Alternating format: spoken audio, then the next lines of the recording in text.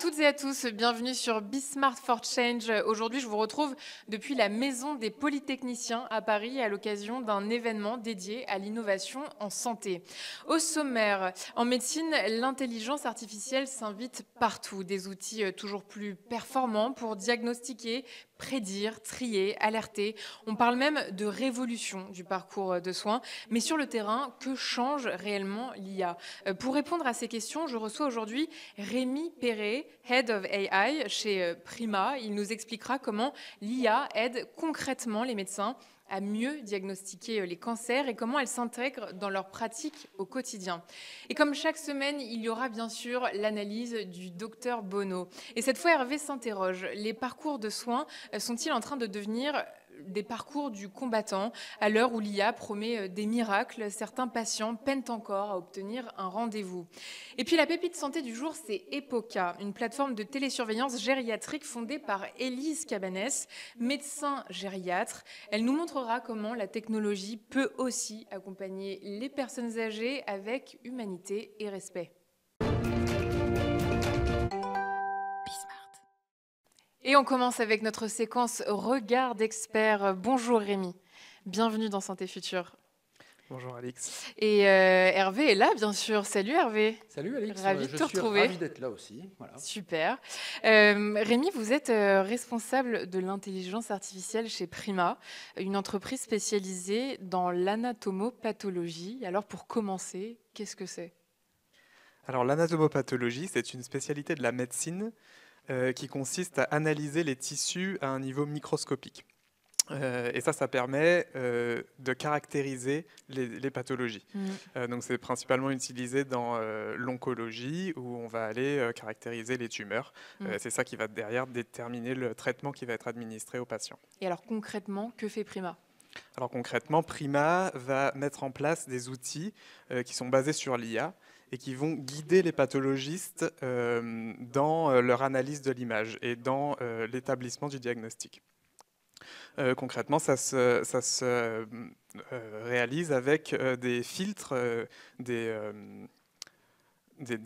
filtres qui vont être appliqués aux images numériques de tissus microscopiques pour leur mettre en évidence des zones d'intérêt, pour aller afficher certains objets, faire des comptages de cellules, mettre des mesures sur la lame. Et ça va leur permettre d'accélérer le diagnostic et d'avoir aussi un diagnostic qui va être beaucoup plus fiable et beaucoup plus précis. Oui, justement, pourquoi c'est stratégique dans le parcours de soins précisément?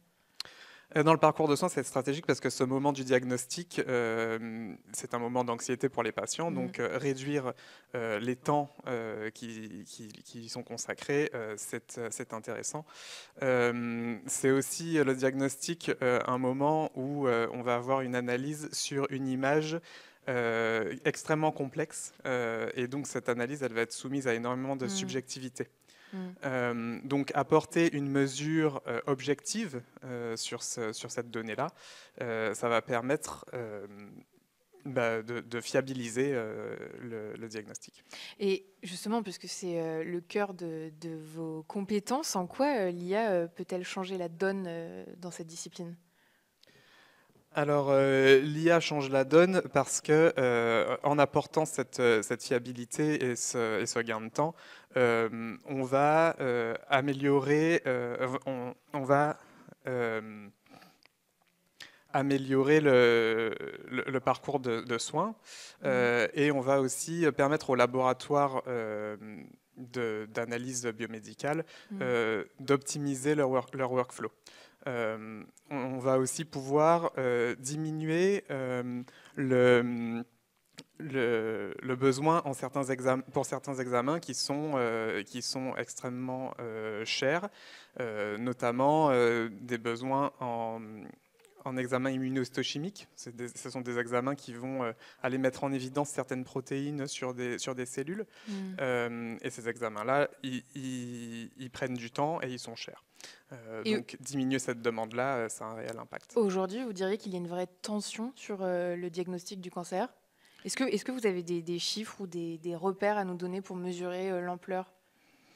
Alors des chiffres peut-être pas, mais ce que je peux Ou un état des lieux, en tout ce cas. que je peux vous dire en tout cas, c'est que le nombre de cancers augmente drastiquement en France et dans la plupart des pays développés.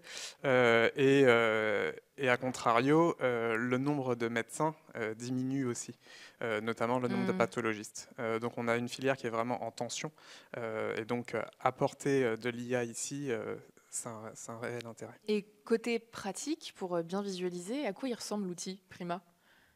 Bah, l'outil Prima, c'est un outil qui va être intégré dans un visualisateur de lame. Donc la lame, c'est la lamelle scannée, en fait, numérisée. Et donc il y a des logiciels qui permettent d'interagir avec cette lame. L'outil Prima va être intégré à l'intérieur de ces logiciels-là et mettre un calque par-dessus pour pouvoir mettre en évidence les zones d'intérêt, par exemple, ou tout un tas d'autres features. Il va aussi pouvoir générer des comptes rendus rapides de certaines mesures sur l'échantillon. Et finalement, ça permet de détecter des lésions que l'œil humain ne pourrait pas détecter. Ça permet de détecter plus rapidement des lésions et de les détecter de façon complète. Ça permet aussi de détecter des objets qui sont tout petits sur des images qui sont énormes. Et donc l'œil humain va pouvoir les rater assez facilement. Ça va aussi pouvoir fiabiliser un diagnostic en cas de doute. Et au-delà du cancer, quelles sont les pathologies sur lesquelles vous intervenez principalement? Alors, nous, chez Prima, on est centré sur le cancer, donc ça va être le cancer du sein et le cancer de la peau. On va pouvoir classifier les tumeurs en différents sous-types, notamment pour le cancer de la peau, en mélanome ou en carcinome basocellulaire ou en carcinome épidermoïde. On va pouvoir aussi faire du comptage de mitose. Tout ça, ce sont des choses qui vont permettre de caractériser le cancer dans sa globalité. Pour la peau, vous proposez le produit Cleoskin. En quoi est-ce qu'il est différenciant? Parce qu'en préparant cette émission, vous m'avez dit que c'était assez inédit. Est-ce que vous pouvez me dire pourquoi? Effectivement, on est les seuls au monde à avoir développé un produit qui va aider à caractériser le cancer de la peau. Il existe d'autres outils pour le cancer du sein, pour le cancer de la prostate. Mais Prima, on est les seuls à avoir développé un outil pour la peau. Il y a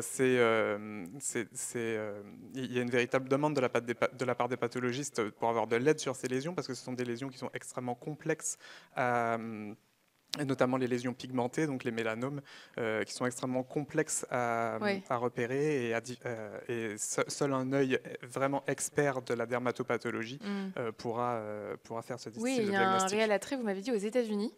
Tout à fait. Particulièrement aux États-Unis. Pourquoi plus là-bas qu'ici? Alors, les États-Unis, ils ont un système de santé qui est complètement différent du système de santé français, évidemment. Ils ont des énormes laboratoires, et notamment en dermatopathologie, qui vont brasser un nombre de cas très significatif. Et donc avoir des logiciels comme ça qui leur permettent de faire un pré-tri pour flécher les cas de mélanome directement vers des experts, ça leur fait gagner un temps énorme. Et on mesure déjà les bénéfices cliniques dans les établissements avec lesquels vous travaillez? Totalement. Alors on a fait des études cliniques qui démontrent que on peut gagner jusqu'à 50% de temps sur certaines tâches qui sont très longues. Et on peut aussi gagner jusqu'à 15% de précision sur le diagnostic. Pour prendre encore un peu plus de recul et dézoomer un peu, vous n'échapperez pas à cette fameuse question: est-ce que l'IA va remplacer le médecin selon vous? En tant que responsable IA, à qui d'autre demander? Alors, vraiment pas. Pour moi, c'est vraiment un mythe. Et l'objectif est vraiment que l'IA puisse accompagner le médecin. Qu'elle l'augmente. Qu'elle l'augmente, c'est ça, c'est l'idée du médecin augmenté. D'avoir un copilote pour guider le médecin, servir de garde-fou dans certains cas, éviter des oublis, s'assurer aussi qu'on a vraiment un diagnostic qui va être répétable et fiable. Donc, in fine, la décision reviendra toujours aux professionnels, aux humains. Et justement, comment réagissent les professionnels face à cet outil ? Eh ben, là-dessus, on a vu une vraie évolution depuis le début de Prima. C'est-à-dire qu'au début, ils étaient plutôt réticents ? Au début, ils étaient plutôt, pas réticents, mais inquiets. Ils venaient nous voir en nous disant, en fait, moi, j'ai pas envie... C'est des inquiétudes plus culturelles, pratiques ? Oui, je pense culturelles, parce que n'ayant jamais utilisé d'outils d'IA, ils se disaient, l'IA va venir me remplacer et va me voler mon métier. Maintenant qu'ils commencent à avoir un peu les outils... prendre un peu les outils en main et à voir ce que font les outils, ils se rendent compte que en fait, l'IA va être là pour les débarrasser de tâches qui ne les intéressent pas. Et ils vont pouvoir se concentrer sur le diagnostic, qui est la tâche intéressante chez eux.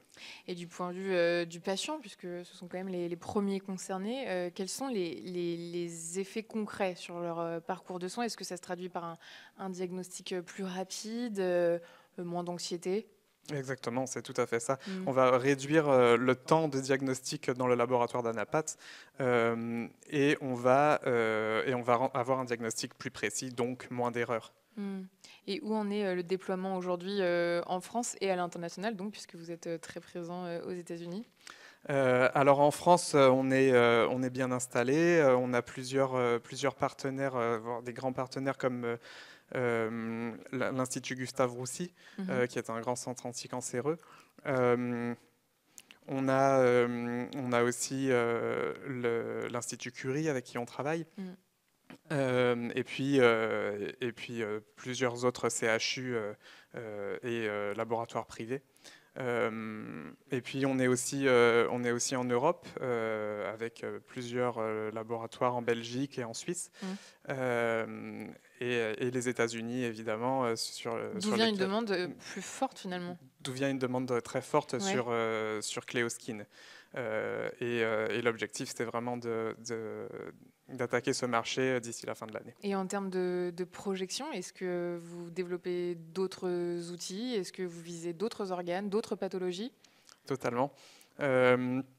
On travaille sur notamment le cancer de la prostate et le cancer du col utérin. Comment vous priorisez ? Comment on priorise par rapport à la quantité de données qui est disponible et donc aussi par rapport à l'incidence des pathologies. Donc, pour avoir le plus gros impact sur les laboratoires, on privilégie les pathologies dans un premier temps, en tout cas, qui ont le plus de cas. Hervé, c'est à toi. Non, moi, ça m'intéresse beaucoup ce que vous racontez, parce que dans mon parcours de médecin, j'ai fait 6 mois d'anatomopathologie avant de trouver ma voie et j'ai fait autre chose. Je me souviens que c'était hyper compliqué. Il fallait que je lise des lames, des frottis, des trucs. Vous connaissez ça par cœur. Effectivement, il y a le côté ça va plus vite. Et moi, je trouve qu'il y avait 2 autres sources d'inquiétude potentielle. C'était les faux positifs et les faux négatifs. Alors, je disais qu'il y a quelque chose alors qu'il n'y a rien, ou je disais il n'y a rien alors qu'il y a quelque chose. Et ça, il y avait de quoi avoir un doute légitime.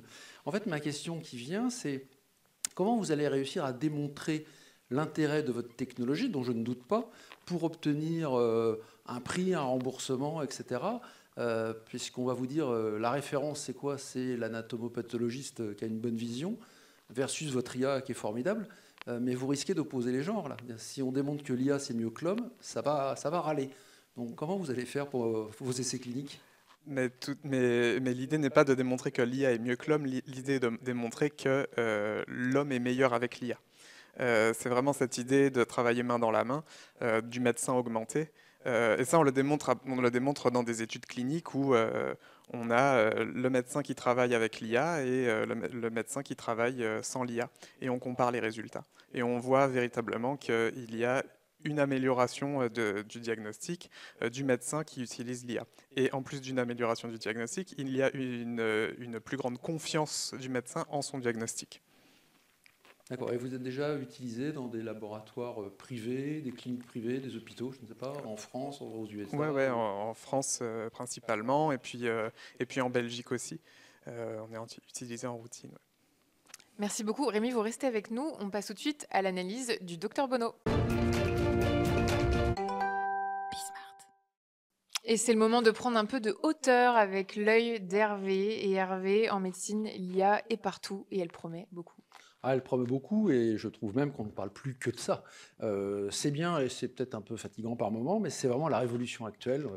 Le diagnostic, les pratiques, la prise en charge, le parcours de soins, tout bouge et c'est merveilleux.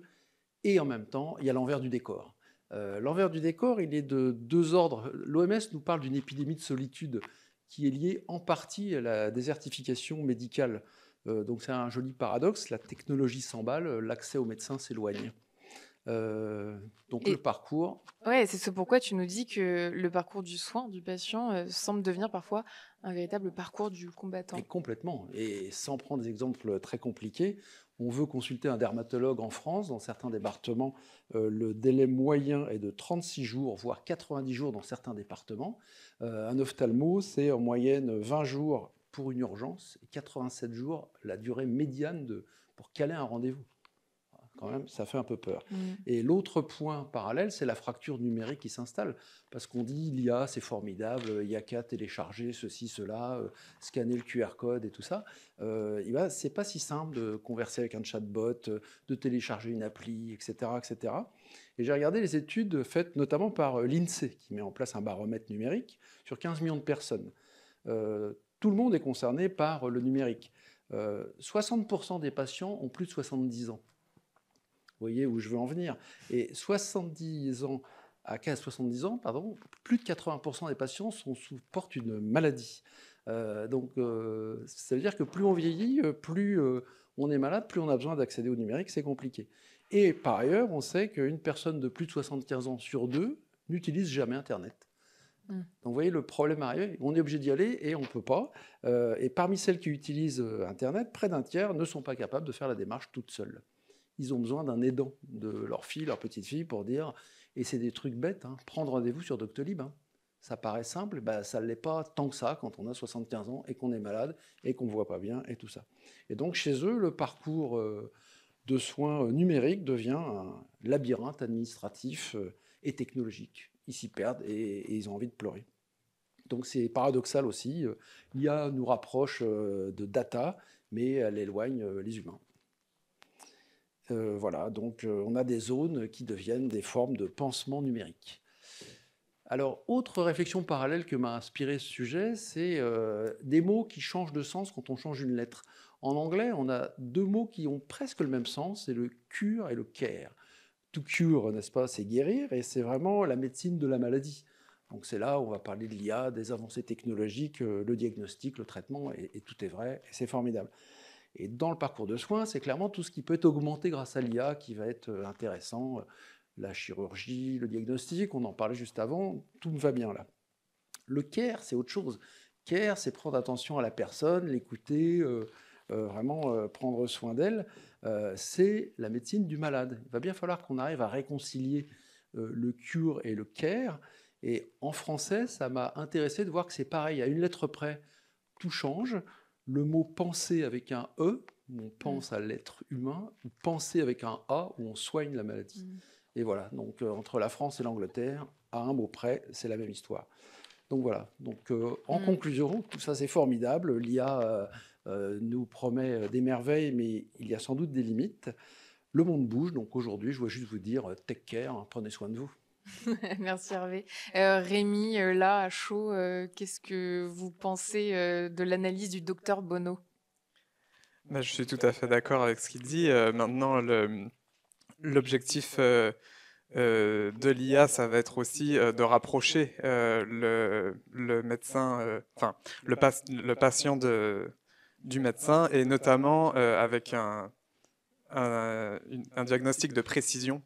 On va avoir une médecine de précision qui est bien plus spécialisée pour le cas du patient. Mais comment éviter justement que cette technologie, aussi prometteuse soit-elle, n'éloigne les patients finalement? Le sujet, c'est le délai de mise en place. L'IA, c'est une explosion, une révolution. Évidemment, des jeunes geeks comprennent tout. Et voilà. Mais le sujet, c'est que les malades, ils n'ont pas 23 ans, ils n'ont pas fait un MBA en intelligence artificielle. Ils n'arrivent pas à se connecter à Doctolib. Quand on voit ça, on voit la fracture numérique, et l'IA, c'est bien, mais ça devient aussi complexe. Juste l'interface, quoi. Oui, bien sûr. Mais, pour moi, il y a une différence entre le numérique et l'IA en elle-même. Donc, l'accès au numérique, effectivement, pour les patients dans leur parcours de soins, ça peut être un frein. Maintenant, moi, là où je suis convaincu, c'est que l'IA peut apporter, grâce à de l'aide du côté des soignants, un meilleur parcours de soins pour le patient. Merci beaucoup, Rémi. Rémi Perret, Head of AI chez Prima. Merci d'avoir répondu présent. Merci à toi, Hervé. À dans 2 semaines. Volontiers, c'est passionnant. Et on fait place à la pépite santé. Et on termine cette émission avec la pépite santé du jour. Et aujourd'hui, elle nous emmène chez les personnes âgées. J'ai le plaisir de recevoir Élise Cabane, médecin et fondatrice d'Epoca, une solution de télésurveillance dédiée aux personnes âgées. Bonjour Élise et bienvenue. Bonjour à tous.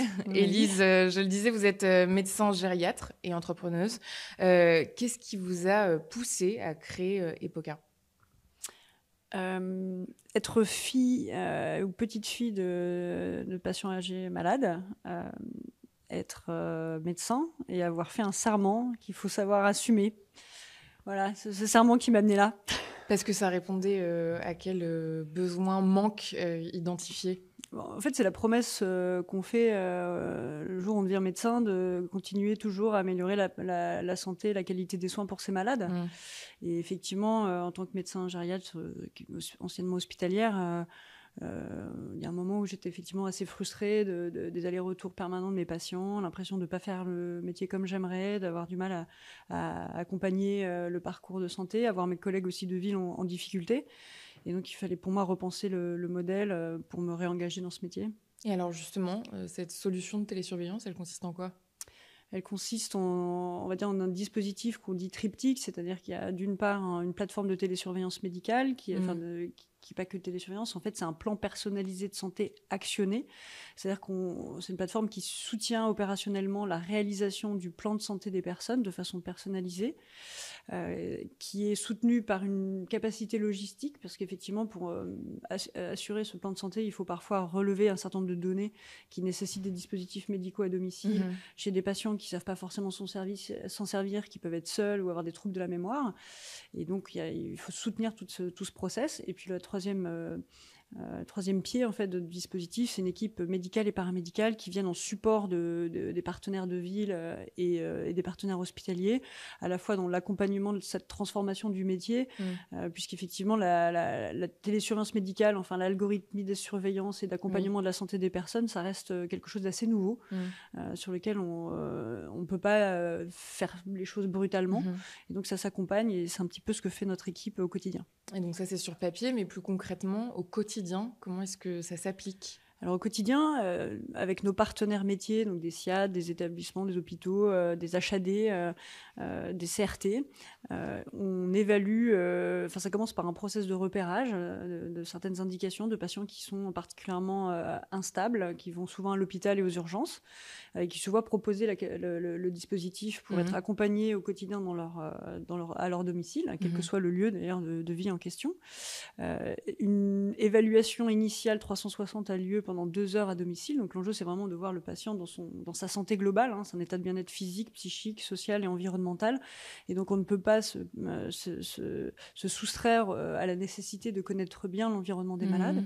Et l'ensemble de ces données ensuite permettent en fait de structurer les besoins du patient dans son accompagnement et dans son plan de santé, et de programmer en fait les éléments à faire, donc les actions à mener, les choses à surveiller, et également les alertes en fait qui doivent pouvoir solliciter les professionnels de telle sorte à réaliser le plan de santé et l'ajuster en permanence sur le fil. Et justement, quel type de signaux, d'alerte est-ce que vous êtes capable de détecter à distance ? Alors c'est très varié, hein, et c'est sous la main du professionnel de santé. Il peut décider effectivement de mettre des algorithmes d'alerte sur de l'arythmie, par exemple, sur le dépistage de blocs auriculo-ventriculaires, c'est-à-dire de ralentissements parfois brutaux qui peuvent survenir, de problèmes de pacemaker, de problèmes d'infection, de problèmes de douleur, de problèmes aussi dans l'accompagnement palliatif, d'inconfort, par exemple, ou de modification du cycle nictéméral, c'est-à-dire des activités de jour.